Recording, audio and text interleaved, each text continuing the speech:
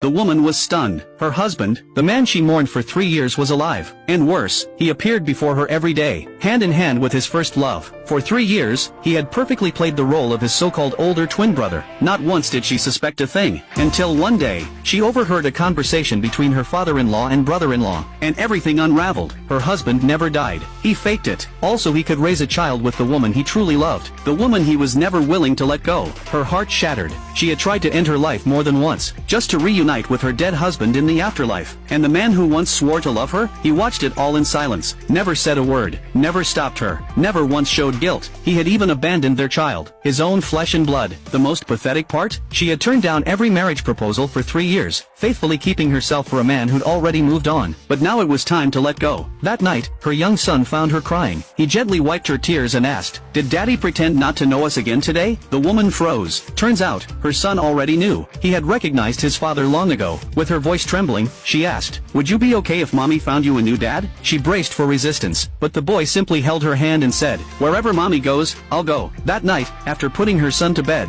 she made a phone call to the man who had waited 3 years for her to say yes. This man had turned down every suitor for her, had sworn to treat her son as his own, but every time, she had rejected him for the sake of her dead husband. Not anymore. The next day, she took her son to the city to pick out wedding attire, but fate wasn't done testing her yet. Right outside the bridal shop, she ran into her husband, and his first love, with their daughter in tow. The woman sneered, "Oh, so you're really going to remarry? You're betraying your dead husband." Even the man she once loved looked disappointed in her, but she calm, expressionless replied coldly, "My life is no longer any of your concern," then turned and walked away with her son. That afternoon, her husband showed up with a brand new backpack for their boy, trying to win their favor, but the child rejected him outright. Still, the man refused to give up. "Why have you changed so much overnight?" he asked. She met his gaze. "I'm your brother's widow," she said coldly. "Please respect that and stop disturbing our lives." And she walked away. The next morning, a military vehicle arrived to pick her up. Her fiancé, an army officer, welcomed her and her son to the base with a smile. He even had the kitchen prepare special meals just for them. Seeing how gentle he was with her child, she finally felt safe. But back in the city, the ex-husband's lover dressed herself in designer clothes, ready to accompany him to the base commander's wedding. What she didn't know was, the bride was the woman they had lied to for 3 years.